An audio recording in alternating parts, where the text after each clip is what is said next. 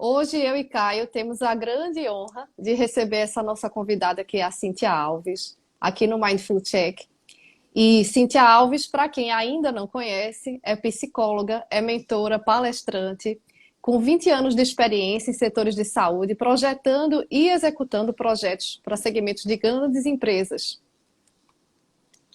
É uma profissional da área de desenvolvimento humano, mudança de comportamento, especialista em neurociência e comportamento, terapia de aceitação e compromisso e ACT, que é ACT, na verdade, né? Isso. E também terapia cognitivo-comportamental.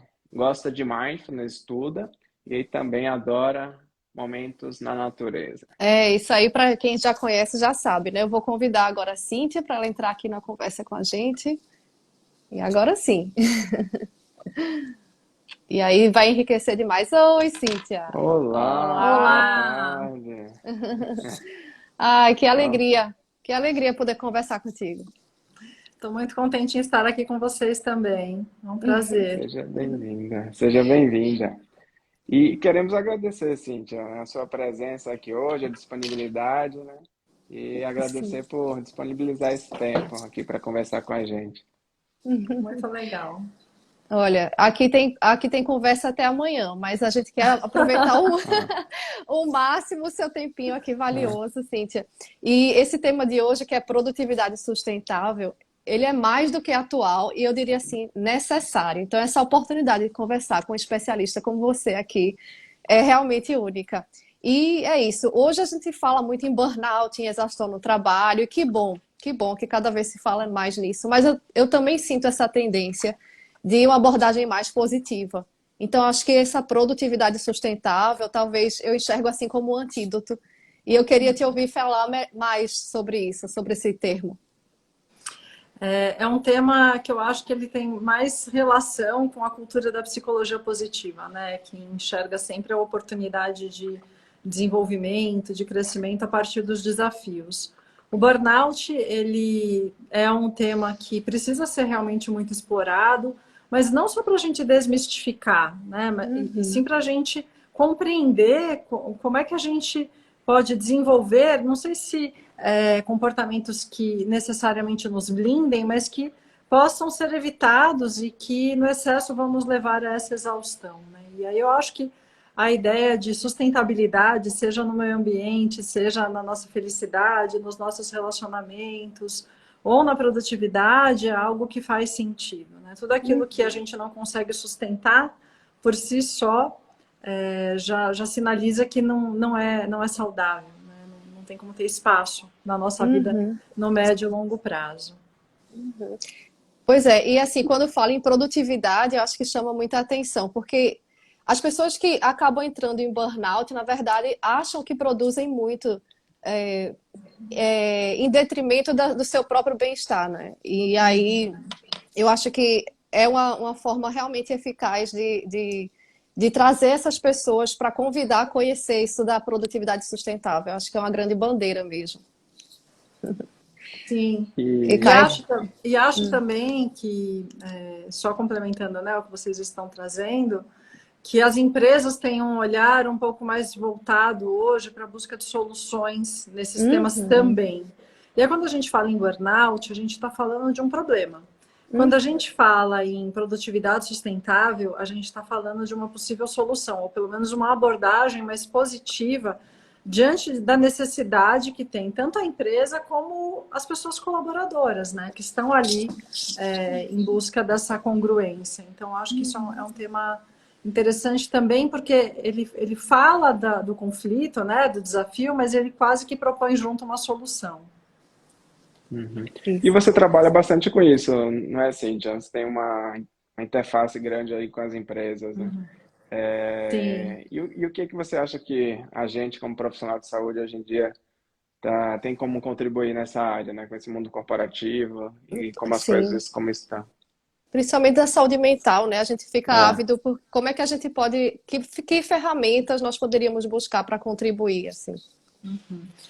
Eu acredito que a saúde e a saúde mental, especificamente, ela tem uma cadeia muito completa quando a gente pensa que o público que vem, seja pela instituição, né, pela ONG, enfim, pela empresa, ou seja aquela que chega no nosso consultório, na rede pública ou privada, ela está sendo vítima, vamos dizer assim, ou vitimada dos seus próprios hábitos que se tornaram doenças, das suas escolhas que se tornaram doença. E tem um psiquiatra que trabalha na linha da medicina do estilo de vida também, que é o Bruno Colontoni, eu acho que vocês conhecem ele tem essa abordagem, né, que o paciente chega com exaustão no consultório dele e pede um diagnóstico, e ele diz, a sua doença é o seu trabalho, ou pelo menos a maneira como você vem se relacionando com ele. E às vezes não é o trabalho, é o relacionamento familiar ou algum hábito, né, relacionado ao cuidado com a saúde. E a gente precisa, eu acho que como profissionais de saúde, especificamente, compreender qual é o tipo de conhecimento que a gente pode oferecer e de escuta atenta, compassiva, porque a gente tem uma sociedade muito paternalista ainda, especialmente, eu acho que aqui na América Latina, assim, de que a gente elege, né, a empresa ou o governo, enfim, alguma instituição como sendo responsável pelo cuidado que a gente tem que receber e também como sendo o causador daquilo que está nos acometendo, como se a gente não tivesse, né, nenhum nível de autonomia nessa escolha. Isso não é uma verdade, mas é assim que a gente experimenta. Então, de alguma maneira, eu acho que o profissional de saúde pode oferecer essa escuta atenta e compassiva, sem julgamento, e sem necessariamente apontar qual é o tratamento somente, né? Eu acho que hoje a abordagem à saúde, ela precisa desse espaço de tornar cada vez mais o paciente autor e dono do autocuidado, né? Então, o especialista, ele vai recomendar, ele vai acompanhar, ele vai orientar, ele vai esclarecer dúvidas. Sem dúvida, é um papel essencial, fundamental, indispensável, eu diria. Sim. Mas nem sempre isso é o suficiente. Né? Não adianta o paciente ir ao consultório e não colocar aquilo em prática. Então, eu acho que essa é uma responsabilidade compartilhada. E nós, como profissionais de saúde, podemos, a partir dos nossos saberes, né, daquilo que a gente vem conhecendo, estudando, as pessoas que a gente vem recebendo para os cuidados diretos ou indiretos a partir das comunicações que a gente faz. Eu acho que hoje o profissional de saúde, assim como de outras áreas, tem exposto muito o seu conhecimento ou as suas práticas, né? Então, nosso papel de desmistificar, tornar possível a compreensão, né, da autorresponsabilidade no autocuidado, entendendo que isso não nos torna menores, né, diante de nós mesmos, né? Não, eu estou fazendo, mas é o médico quem recomenda, o médico recomenda, mas você precisa entender se aquilo cabe na sua rotina. Eu acho que o desafio para nós profissionais de saúde está em escutar do paciente, isso não funciona para mim. Eu sei que isso é necessário, mas eu realmente não consigo colocar isso em prática. E acolher isso com essa escuta amorosa e interessada em checar, então, o que é que funciona. É isso. Nossa, você falando, eu já fiz algumas anotações de coisas que eu acho muito importantes da gente explorar, né? E uma delas é que você falou dessa autorresponsabilidade, né? E que a gente tende a colocar sempre, a projetar em algo externo a culpa do que a gente sofre, né? E aí eu lembrei daquele livro do Viktor Frankl, né? Que eu acho que muita gente cita, que é Em Busca do Sentido, e aí ele fala exatamente isso, que podem tirar tudo do ser humano, menos a escolha, a liberdade de como responder. Né? Então, por mais que você esteja ali no caos completo, na full catástrofe, agora falando do John Kabat-Zinn puxando a sardinha, mas você tem como escolher responder. E acho que a grande sacada aí da atenção plena, do treino da atenção plena, é descobrir quem é você no meio disso tudo. Né? E aí, quais são os meus valores no meio disso tudo para que eu possa descobrir qual é o autocuidado que faz sentido para mim, né? Que como você falou, não adianta o médico prescrever e aquilo não cabe na tua rotina, não faz sentido. Então, eu gostei muito da resposta. Eu acho que, pelo que eu entendi, o nosso papel é esse, né? É simplificar, criar esse caminho para que a pessoa mesmo descubra o seu caminho, que é o que a gente faz no estilo de vida, né? Medicina do estilo de vida é isso também. Porque o paciente ele tem vergonha de dizer ao médico, que ele não conseguiu, e aí ele não retorna. Ou ele retorna e diz que está conseguindo, que está devagar, mas que está indo, né? Então, a gente precisa, eu acho que, desenvolver essa escuta atenta para o fracasso como uma tentativa de acerto, né? Ninguém vai ao médico e sai de lá e não coloca em prática propositadamente. É agora que eu pioro a minha condição. É hoje que eu coloco tudo a perder. A gente tem essa intenção. E a gente se envergonha de não conseguir, justamente por esse conceito paternalista. Ele sabe o que é certo, eu não sei, e eu preciso fazer isso funcionar. E aí eu não consigo, não se torna sustentável, e aí a gente tem um ciclo, né, muito tóxico e muito vicioso, né? Não é um ciclo, não é um ciclo virtuoso, é um ciclo vicioso, né, que nos Exatamente. prende ali ao problema. Uhum. Então a gente está falando aí de uma corresponsabilidade, né? Uma escuta atenta, começar a se abrir, né, para umas perspectivas diferentes e tanto o paciente, né, quanto o profissional que vai cuidar. E você falou também de uma mudança de perspectiva, né, de você identificar que algo naquela dinâmica de funcionamento, né, daquele indivíduo não está indo bem, né, não está funcionando, né, não, como eu gostei do que você falou. A sua doença é o trabalho, né, mas eu acho que por trás disso, na verdade, não é nem o trabalho em si, né. O trabalho não é uma doença, né, o trabalho move o mundo, né, mas é É a algo maneira como na. você se relaciona, né? Exato. Então Uhum. a gente está falando da forma, né? De como a pessoa está se relacionando com várias coisas, né? E hoje o tema é trabalho, né? Talvez, ou burnout, né? Uhum. Isso. Pois é. E assim, Cíntia, eu queria ouvir mais da tua experiência também, que para mim é valiosíssimo aqui a gente ter esse tempinho para falar sobre isso. E tem um dado que diz que o Brasil, aqui a gente também está falando com Portugal, mas pelo menos no Brasil tem esse dado de que é o segundo país com maior número de pessoas afetadas pela síndrome do burnout. E assim, é assustador, mas ao mesmo tempo é animador de saber que temos esse dado, que temos essa competência para diagnosticar, para ter esse dado, para saber a dimensão do problema, porque muitas vezes está ali só escondido, né? Então, talvez os países que ainda não têm esse conhecimento ainda vão ter, né, sobre a dimensão disso tudo. Então, até para esclarecer para quem está escutando aqui para a gente, queria saber da tua experiência, quais são os primeiros sinais que você observa? O que é que as pessoas tomam consciência primeiro que podem dar indícios de que aquela pessoa está sofrendo exaustão no trabalho? As primeiras reações, elas são percebidas, de fato, elas são fisiológicas normalmente, mas a gente está tão acostumado a se autodiagnosticar, né, e a se automedicar e a não valorizar as queixas que quando a gente vai perceber o sinal da exaustão no corpo, muitas vezes ele já está cronificando, né? Então, é a dor de cabeça que virou enxaqueca, não é só a dor de cabeça frequente ou aquela dor de cabeça mais intensa depois de uma reunião difícil. É a dificuldade de dormir bem ou de dormir uma noite inteira, se tornando uma insônia.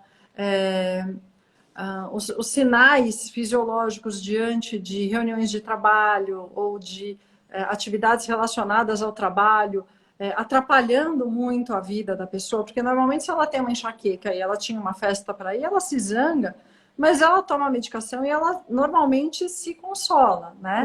Ah, não estou bem para ir. Agora, se eu vou perder uma reunião importante, se eu vou deixar minha equipe na mão, se o meu chefe está contando comigo, eu tive uma enxaqueca, eu não vou lidar com isso, com essa situação com tanta autocompaixão, com tanta aceitação. Então, os sintomas físicos, eles precisam começar a atrapalhar, inclusive, a vida profissional para que aquilo se torne um problema maior. Não basta só afetar a minha saúde, né? Se impactar no meu trabalho, aí sim vai ter a minha atenção. Então, eu penso que esses, e aí relacionando um pouco mais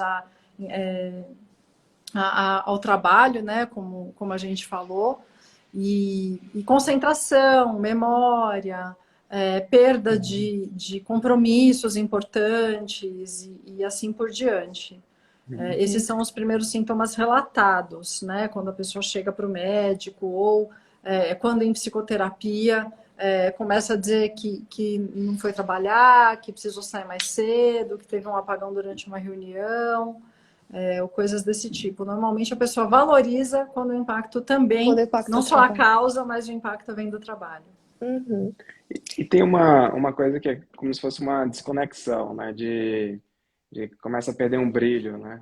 Eu não colocaria nem na forma de um sintoma, mas parece que tanto, primeiro o trabalho, né? Mas a vida em si vai perdendo certo brilho, né? A pessoa vai realizando tudo de maneira muito automática, né? Não sei se a gente poderia falar isso de um sintoma, né? Mas parece que vai ficando tudo só Acho que sim. empurrando com a barriga, né? A vida um dia após o Sim, outro. mas sim, é isso mesmo, Caio. E eu percebo que as pessoas elas acham que isso é normal, porque afinal isso tem a ver com o cansaço, com a preocupação com o boleto, com a pessoa com quem ela se relaciona afetivamente, intimamente, está com alguma desavença. Então a gente está sempre justificando as coisas que não são físicas e que atrapalham a nossa entrega. A gente vai quase que desqualificando, né? E aí eu acho que essa perda de brilho, né, essa apatia, ela também se relaciona pelo cansaço que você tem com aquilo que você normalmente gosta de fazer. A maior parte das pessoas que sofrem de burnout, elas amam o que fazem. Né? Então, a gente tem um dos aspectos, né, causadores de burnout é a sobrecarga. E a sobrecarga, ela leva mais tempo para ser sentida como um problema e não como uma coisa de performar, de fazer muito mais do que o esperado, de conseguir entregar mais do que tinha se proposto, né? No começo, essa sobrecarga ela é vivenciada até como uma conquista. Eu dou conta, né? Sim. E como a pessoa gosta muito de quem ela é, quando ela está dessa forma, entregando, ela se identifica muito com essa faceta, né, da personalidade ou da vida dela, para ela é muito confuso deixar de gostar do trabalho. Então leva também muito tempo para ela perceber que aquilo que ela está adoecendo, como você bem disse, não é o trabalho. O trabalho de fato move o mundo e é muito importante, né? É sinal de saúde mental, inclusive, né? A nossa capacidade laboral de produzir, de entregar, de se envolver. Mas a maneira com que a gente se relaciona com o trabalho, sim. Então, se eu só tenho no trabalho a forma de encontrar prazer, de encontrar satisfação, e é só no trabalho que eu gosto de quem eu sou, isso provavelmente vai me levar a um desgaste muito grande na minha própria relação com o que eu faço. Eu vou esperar muito mais de reconhecimento, todos os sacrifícios que eu venho fazendo, eu vou precisar que sejam recompensados, e eu vou mudando também a forma com que eu compenso as minhas necessidades. Então, se eu deixei, por exemplo, de fazer exercício físico durante 1, 2, 3, 5 dias, uma semana, 2, 3, porque eu tinha coisas de trabalho para fazer, eu provavelmente, porque mereço, vou me dar uma bolsa, eu vou tomar uma taça mais de vinho. Então, o que eu acabo fazendo? Eu acabo criando um mecanismo em mim mesma de recompensar, de me recompensar por ter feito algo que não era bom para mim. Então, eu deixo de fazer exercício e compro uma bolsa. E por algum motivo muito estranho, a conta fica ok. E ela fecha num primeiro momento, né? Pela sensação de que eu estou parece me que é dando temporário, alguma né? coisa. Mas o mais saudável e o mais desafiador até é a gente dizer, eu não fiz exercício nas últimas 3 semanas ou nos últimos 3 dias. Hoje, ao invés de comprar uma bolsa ou de tomar uma garrafa de vinho, eu vou fazer exercício. É entender que não tem ônus e bônus para essas compensações. É assumir que para falta de exercício, o antídoto é esse mesmo, fazer exercício. Para falta de sono, é dormir. E a gente, com essa questão do trabalho, vai deixando, negligenciando essas necessidades que a gente tem, né, de autocuidado, porque a gente prioriza as entregas e aquilo que se espera de nós, ou que a gente imagina que se espera de nós. E aí a gente tem uma crise existencial, porque aí uma questão pessoal em casa, ela deixa de ser algo para qual eu vou ter algum desgaste, eu vou ter que olhar. Ela passa a ser existencial, porque eu não estou cuidando das minhas relações e porque todo o retorno que eu tenho de satisfação e de reconhecimento vem do trabalho. E se por acaso eu vier a ter um problema no trabalho, e às vezes nessa hora que as pessoas param para olhar para si, aí sim acabou-se o mundo, porque eu não tenho uma rede de apoio. Eu não saio mais com os meus amigos, na minha família o contato é muito superficial. Então, essa identificação com o trabalho, com aquilo que a gente faz no dia a dia, ela é importante, mas ela não pode ser a única responsável pela satisfação da nossa vida. Aliás, nenhuma outra área da nossa vida merece tamanha Sim. responsabilidade. Né? Nenhum Nada tem que dar relacionamento. conta de tudo. E se Isso, fica muito tudo bom. estreitado, né? Se fica tudo estreitado desse jeito, deixando outras coisas importantes, né? Como os relacionamentos, né? Os lazeres, o exercício. Então aí só sobra isso, né? O trabalho. O trabalho adoece e Isso. acabou, né? Agora, eu Isso. estava pensando aqui, Cíntia, que tem um problema aí, né? Não sei se São Paulo é pior, que é uma cidade muito voltada para o trabalho, né?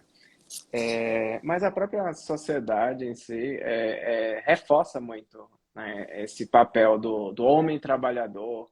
Né? Eu vejo isso em banco, muitas vezes, né? Pessoas que trabalham em banco, é Uhum. bonito. A pessoa sai às 10 da noite, né? A pessoa que sai às 6 fica até assim, se sentindo meio angustiada e ansiosa. Não, o que é que eles vão falar, né? Aqui eu tenho que dar o sangue, né? Então, nossa, eu vejo assim, nossa, é um desafio muito grande, né, para lidar com isso, porque tem toda uma sociedade que reforça extremamente isso e a gente está tentando trazer mais equilíbrio, né? Não sei se o que você acha disso? Eu percebo isso sim, e vou reiterar, vou reforçar é, a, a sugestão construtiva de nós, enquanto sociedade, pensarmos também no valor que a gente dá para a nossa saúde mental. E pensar em qual é o valor que a empresa que a gente trabalha também dá. Recentemente, eu recebi convites de grandes bancos mundiais para fazer palestras, né, e instituições de saúde, não só bancos, instituições de saúde, para oferecer palestra de saúde mental pro bono. E quando você vê uma instituição que tem capacidade financeira de investir na saúde mental dos funcionários, tirarem a responsabilidade de si, entenderem que o investimento que elas estão fazendo é liberar o colaborador, né, do seu posto de trabalho por 40, 50 minutos, e que o restante deve vir da sociedade, a gente tem um problema muito grande. Porque a valorização profissional, ela começa pelo reconhecimento do impacto, né, e financeiro. Então, o que eu quero dizer com isso? Que o apoio político das empresas que se importam de fato com saúde mental significa financiar programas de saúde mental.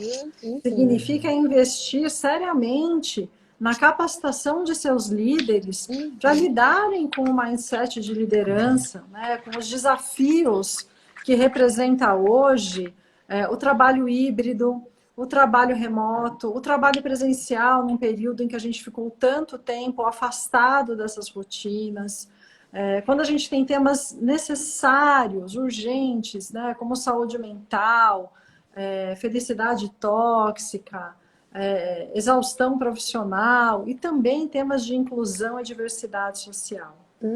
A gente enxerga que não só a gente ainda romantiza, né, que eu acho que esse é o ponto, cara, me corrija se eu entendi mal, a ideia de trabalhar demais, né, a gente ainda acredita que isso é algo muito importante, afinal a pessoa está ali se empenhando, né, pelo bem de todos, pelo bem maior, ou para mostrar a sua competência. Quando do lado de lá tem uma empresa que não só não está cuidando da saúde mental, como está muitas vezes promovendo esse canibalismo interno. Porque esses são os líderes que vão se afastar e que não vão ter condição de retornar e que vão produzir colaboradores tão adoecidos quanto. Tem uma instituição financeira que está na mídia, assim, a todo momento sendo reconhecida pela falta de cuidado, né? Com 50% dos líderes pensam em tirar a própria vida. Nossa. Né? Não veem sentido na vida. Mas por quê? Porque são pessoas que dormem 3, 4 horas por noite, eu falo assim de alta gestão, né?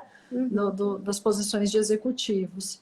E eles têm um salário, assim, que equivale a 20 vezes o valor do salário de um analista pleno, sênior. Né? Então, eles vendem o seu tempo e o seu conhecimento por um preço muito alto, mas a entrega financeira não recompensa. Porque, de novo, não é comprar uma bolsa que vai me fazer bem. É sair no meu horário e fazer o exercício, por exemplo. Né? E aí eu acho que tem essa romantização, sim, ainda. Eu vejo, às vezes, em empresas assim, que a gente vai fazer programas de trainee, desenvolvimento de habilidades emocionais, enfim, eles chegam, né, hoje, os jovens de 25, 30, chegam falando que eles querem ser o CEO que consegue ser reconhecido porque ainda tem vida pessoal, porque ainda Ah, vão fazer exercício, né? ah, é? E Que bom. eles chegam com esse Sim. objetivo. É Mas, na melhor. prática, Quando a vida acontece, aí. É. aí no dia a dia, eles têm percebido que para fazer isso, eles têm que acordar às 4 da manhã, às 5 da manhã.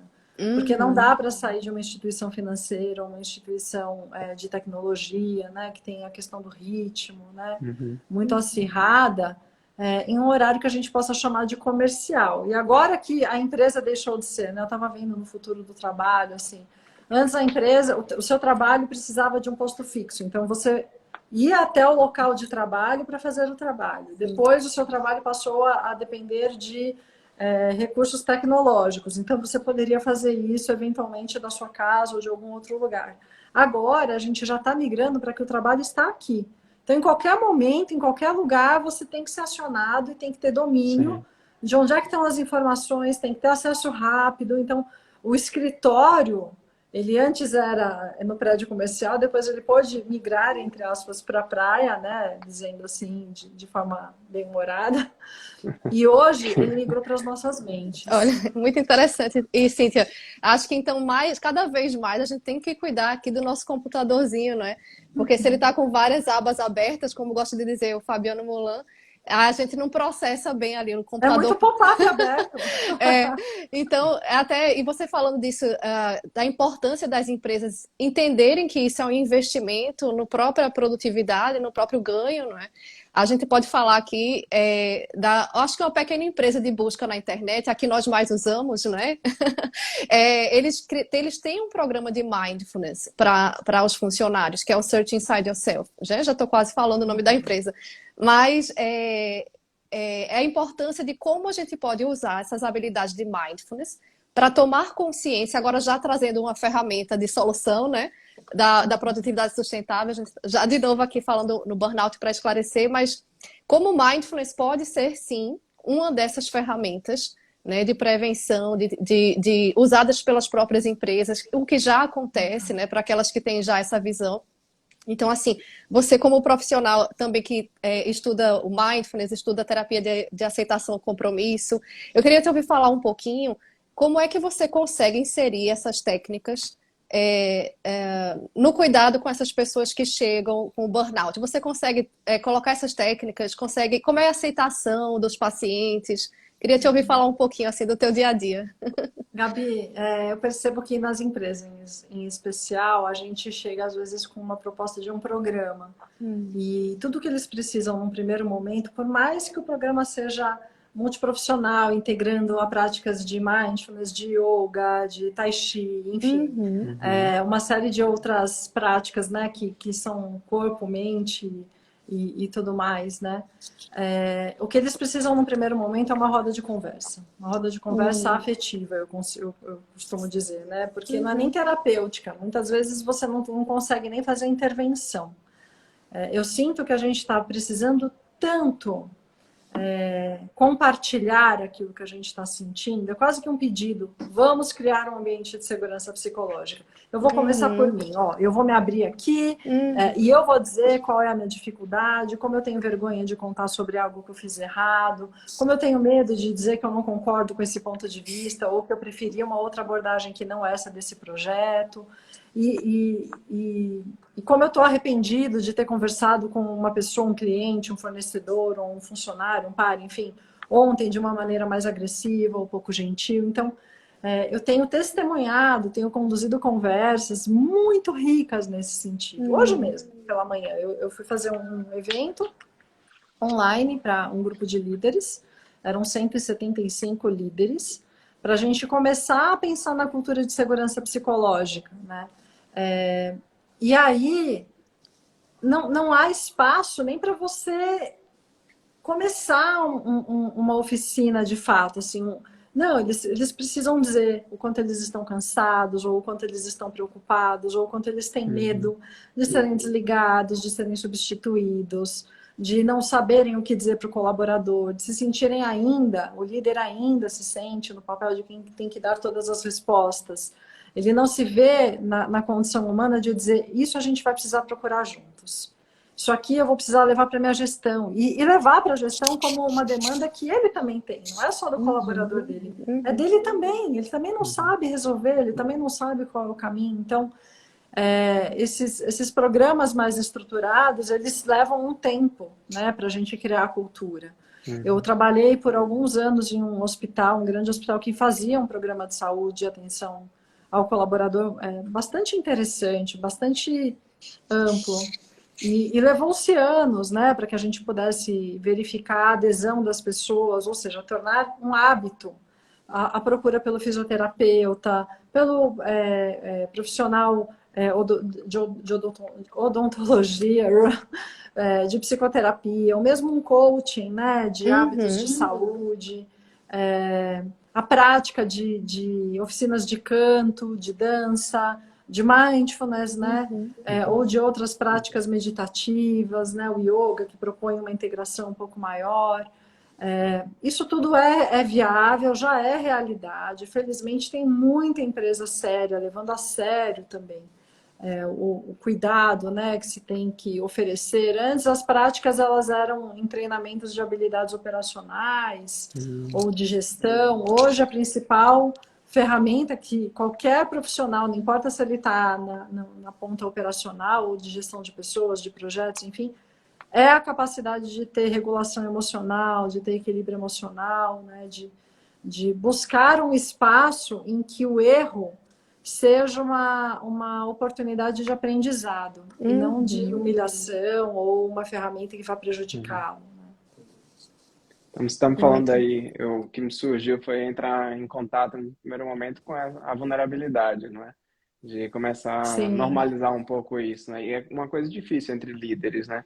Porque o líder, teoricamente, é aquela pessoa que não tem vulnerabilidade, né? A pessoa que deve, pelo menos uma forma de enxergar, né? A pessoa que vai lá e resolve tudo e centraliza, né? E aí você está conversando com várias pessoas que trabalham com gestão e tem que expressar, a primeira coisa, a vulnerabilidade no espaço de saúde, né? Um espaço para eles, um espaço de saúde mental, né? A primeira coisa é eu posso começar a falar das minhas inseguranças. Eu não sei se eu estou reproduzindo bem o que você está dizendo, mas Sim, tá perfeitamente, é Caio. Uhum. interessante. E aí, pode perguntar, cara. Senão... Ah, é, e- é como se fosse abrir uma porta, né? Eu acho que você comentou isso, me chamou a atenção. Antes era um treino de várias habilidades operacionais, né? E aí, com o tempo, foi virando, né? O tipo de treino mudou, né? Então, vamos treinar, entrar em contato com as dificuldades emocionais. Vamos treinar, falar sobre elas, né? Vamos treinar como lidar, como você Isso. pode falar com seu colega que Hum, você não gostou, ou como você pode discordar do seu chefe, porque você não gostou de algum tipo de liderança ou algum tipo de decisão, e tudo isso é normal, né? Não sei, eu acho que você está trazendo um bocado disso. E quando a pessoa não consegue falar dessas coisas, parece que vai aumentando aquela carga, né? Vai aumentando aquele senso aquela falta de realização, né? Aquela exaustão vai ficando mais intensa, né? Uhum. Acho que sim, Caio. E eu percebo que falar sobre vulnerabilidade, e aí me colocando como alguém que é parte disso, né, me deixa super vulnerável também, porque normalmente existe eu acho que a gente está falando de uma mudança de cultura, né? E quando a gente uhum. fala de segurança psicológica, por exemplo, ou programas de saúde mental, não dá para não passar pelos temas de cultura, assim como quando a gente fala de inclusão, de diversidade.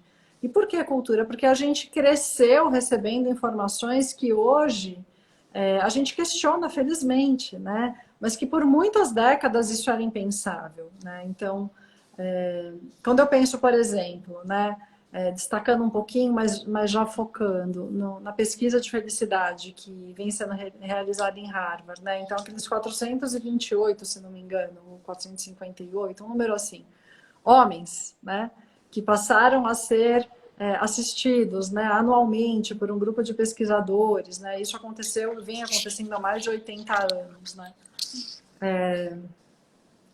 Quando eu penso que eram só homens e que somente há 20 anos mulheres passaram a ser incluídas nesse estudo, ao mesmo tempo que eu falo, meu Deus, mas a mulher não era interessante por quê? Por que que se entendia que a mulher não tinha que estar em foco? Ela estava menos no mercado de trabalho, ela era menos alguém que pagava as contas e que comprava a medicação e que ia ao médico.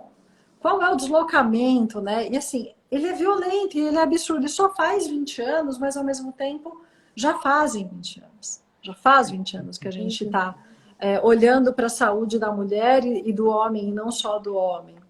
E o que isso tem a ver com a mudança de cultura, né? Com aquilo que a gente experimenta quando vai oferecer uma palestra, uma ferramenta, ou quando acompanha um paciente no nosso consultório. A gente ainda é parte dessa geração que está nessa transição.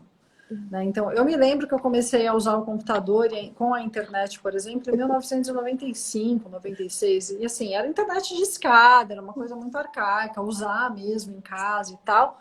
98, né? Mas chegou, né? O telefone era em casa, não era o celular com um número absurdo, né, de contas por pessoa. Então, culturalmente, esse espaço de falar sobre saúde mental também foi sendo ampliado, porque o acesso à informação, a velocidade com que a informação passou a chegar em nós, e passamos também a assumir a responsabilidade por produzir e levar a informação, né? Especialmente as de qualidade, menos fake news, por favor.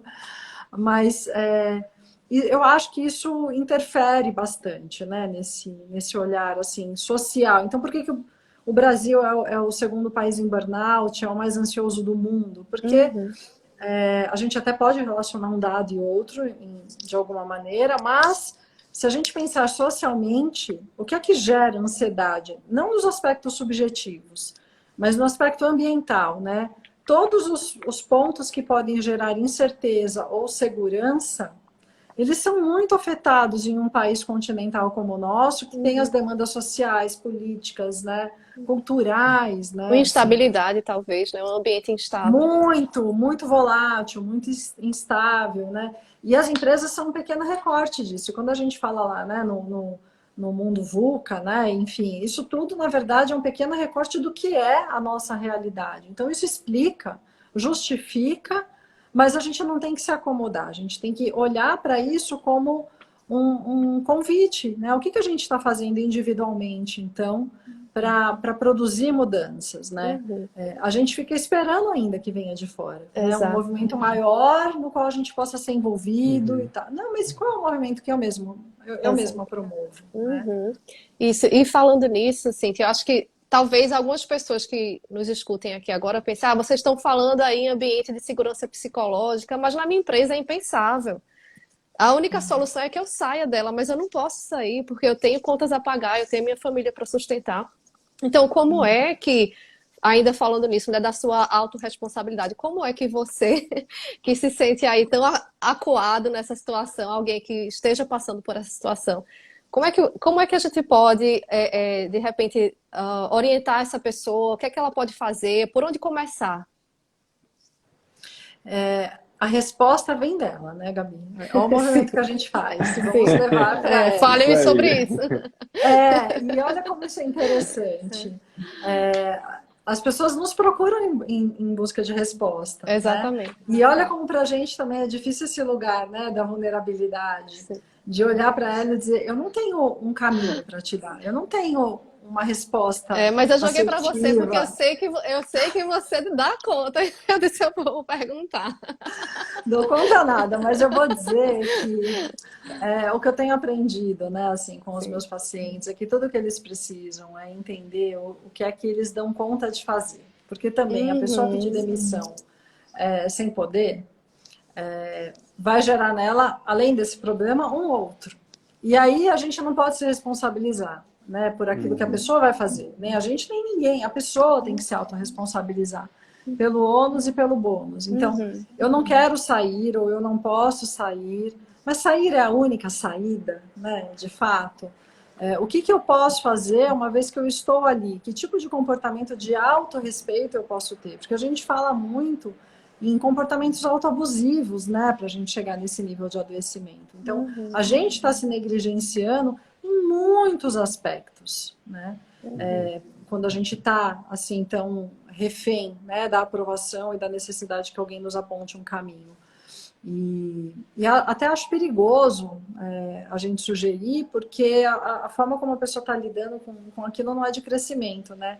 Ver caminhar com as próprias pernas, e eu acho que esse é um bom jeito da gente pensar, caminhar em si, né? Antes de caminhar, a gente precisou do desconforto da perna bamba, né? De não conseguir se sustentar de pé, e de cair, de levantar. Então, esse fortalecimento, esse processo de falta de sustentação também nos fortalece para a mudança. A resiliência, como todo na vida, ela tem dualidade. Então, às vezes, o que me sustenta em um ambiente insalubre é a minha resiliência, que, por um lado, me permite dar continuidade ao que eu estou me propondo, e, por outro, me tira a capacidade de perceber que existem coisas diferentes que eu posso buscar. Né? Então, eu acho que o nosso papel na saúde mental é o acolhimento e o fortalecimento das razões que a pessoa encontra para estar onde está e que tipo de autoabuso, ou seja, de desrespeito aos próprios limites, ela está cometendo quando ela não vai impondo, né, também até onde aquilo é possível, até onde vai, ou até quando vai. Eu acho que o caminho é o do fortalecimento mesmo, das razões pelas quais ficar ou mudar, bem aquela ferramenta que a gente utiliza, né, do balanço decisório. Sim, E assim, e você falando isso, então se a pessoa decide por ficar no trabalho, ok, o que é que a gente pode fazer com isso, né? Qual o ponto de partida? Então vamos investir na regulação emocional, talvez na aceitação. Você falou em resignação, e muita gente confunde com passividade, e não é bem isso, né? A regulação emocional, sim, ela é treinável, né? É como, de novo, aquela metáfora das duas flechas, né? A primeira flecha é inevitável. É o sofrimento que é inevitável, mas a segunda flecha é aquilo que a gente acrescenta, os pensamentos, as emoções, aquilo que a gente acrescenta. E isso sim, a gente pode treinar, né? Essa regulação emocional. E quando a gente pensa em treinamento, por exemplo, eu estou com um caso no consultório agora, fazendo mentoria para um paciente que a gente está fazendo treino de compaixão. Porque ele trabalha em uma empresa que tem esse tipo de ritmo, ele não quer sair, ele já quis sair, e aí ele percebeu que talvez ele talvez fosse responsável por querer ficar lá e ser capaz de... Para ele era importante entender que ele era capaz de lidar com aquilo, e se fosse o caso, depois ele sairia. Né? E ele foi voltando primeiro para o autocuidado, abrindo espaço, né, para o exercício físico, para a meditação, ele faz Ai, que 5 lindo! minutos de mindfulness. E as pessoas da equipe dele começaram a dar feedback, os chefes dele começaram a chamá-lo. Até chamaram ele para assumir uma posição um pouco maior, né? Assim, do que ele vinha fazendo, porque aquilo que antes desafiava e trazia sofrimento, de algum jeito, passou a ser só a tarefa que ele tinha que desempenhar. Ele deixou de associar o valor pessoal dele ao valor do que ele fazia, entregava, ou às dificuldades que ele tinha. Ele começou a assumir o processo de autorresponsabilidade, de se apropriar das dificuldades, das limitações e do que ele tinha que fazer de uma forma tão potente que eu testemunhando o processo dele, falava, mas como assim? Qual foi o ponto que virou a chavinha? Nossa, foi é de arrepiar. Um processo muito dinâmico, muito bonito, tá acontecendo, né? E toda vez que a gente faz essa revisão, né, para fortalecimento, ele me conta isso, que ele parou de se culpar por aquilo que não acontecia, como nas palavras dele. Ele cansou de chorar porque as coisas não eram como ele queria e arregaçou as mangas para fazer e se expor ao incômodo, à crítica, ao desconforto, como coisas naturais. Assim, para ele doeria muito mais abandonar e desistir do que tentar e sabendo que não é a última vez, é o que você quer. Então vai lá e tenta de novo, e se não der certo, você vai acabar tentando de novo ou vai acabar desistindo. Então, acho que esse imediatismo, né, de querer as coisas resolvidas, ou já que essa empresa me adoeceu, essa empresa que vai ter que me curar, vai ter que me sustentar para sempre, essa postura pouco colaborativa, nossa, com a gente mesmo e com o problema, eu acho que é o que mais impacta nessa questão aí que a gente vem falando também cultural. E nós, como profissionais de saúde, né, eu ia falar e acabei perdendo um pouco o raciocínio, esse lugar vulnerável de não saber. E de olhar, ter a coragem, né? Porque requer coragem quando você é procurado em busca de uma solução, olhar e dizer, eu não vou solucionar o seu problema. Eu não posso, eu não sei, eu até gostaria, mas eu não sei como te ajudar. E não sei, e tudo bem, né? E isso não significa que eu seja incapaz, incompetente, mas dói dizer isso para a pessoa, porque afinal, se eu abrir a porta, né, do coração, da escuta, enfim, é porque eu estou intencionando oferecer alguma coisa. Às vezes a gente acha que o oferecer alguma coisa é a solução pronta. E a gente está tão carente de um espaço de não julgamento, Sim. que talvez oferecer isso seja não só bom, mas o suficiente, o necessário, né, para a pessoa se reorganizar e se apropriar do que é dela. É isso que eu E se acho lindo responsabilizar, né? E se responsabilizar, né? o que eu acho lindo dessas terapias todas que envolvem os conceitos de mindfulness é que não tem essa hierarquia mais, né? A gente é vulnerável igual ao paciente, a gente pode expor, e aí só de fazer isso, acho que já cria um espaço seguro também para a pessoa. Né? Ela já se sente mais ali, ser humano igual. Né? Caio, quer fazer mais uma última pergunta? Exato. Eu acho que aqui a gente está já se aproximando. Se não, tenho pergunta ainda. Olha, conversa com Cíntia se deixar o mês inteiro aqui. Vai até o final da tarde, né? Eu eu acho que... o projeto. Peraí, falhou Obrigada. agora, Falhou um pouquinho agora a tua última frase. Eu só disse que eu amei. O quê? Oi, Falhou de projeto. novo. Olha, para ela ficar repetindo. Agora. Eu entendi. Mas eu amei muito o projeto de vocês. Ai, que bom, fico Que feliz. bom, né? E a gente também está bem feliz de vocês estarem aqui, trazendo tanta coisa sobre essa área. Nossa, e e esse fazer relato várias aí anotações, né? esse relato do seu último paciente, eu fiquei cheia de esperança e com o coração quentinho, assim, pensando em cada paciente, em cada outros casos que eu conheço tão parecidos. E, assim, e torcendo que encontrem profissionais, assim, tão capacitados como você. Porque é importantíssimo, é um serviço para o mundo mesmo, e está muito carente, estamos precisando mesmo. Então é isso, Cíntia, eu queria só aqui para finalizar, pedir para você deixar, eu sei que você é aí amante da natureza e que lê bastante, então deixar alguma dica assim, para quem quer se informar mais sobre esse assunto de produtividade sustentável, né? Se tem alguma dica de leitura, ou de filme, ou documentário, alguma coisa que pode ser interessante. Olha, eu gosto de um mix de coisas aí, né? Sim. Eu tenho um livro que é o Organização Sem Medo.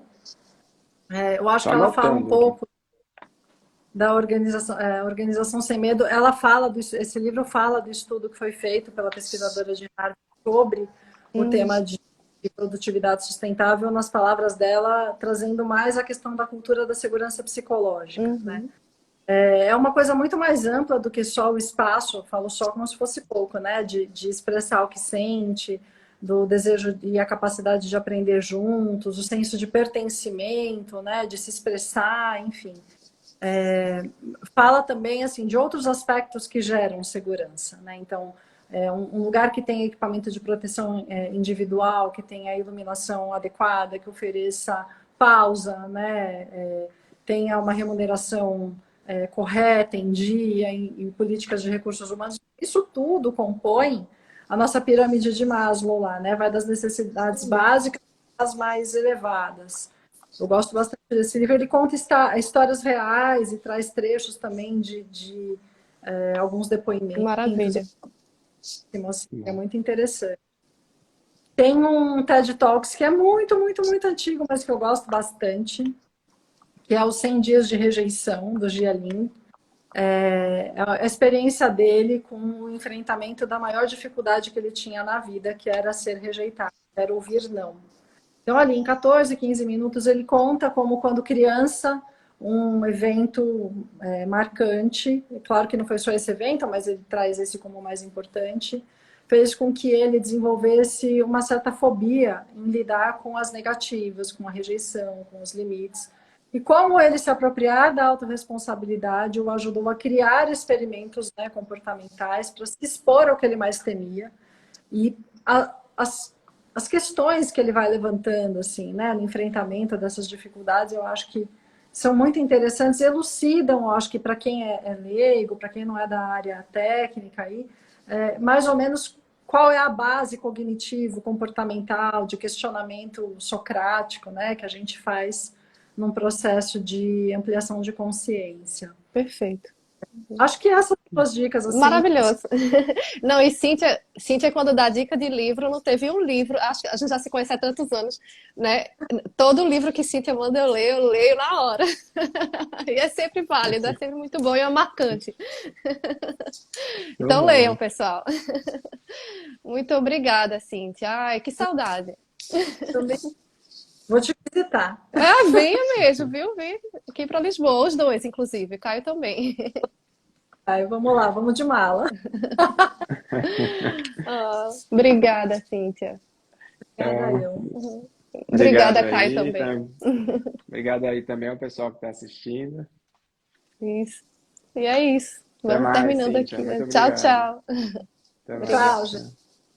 Até. Até.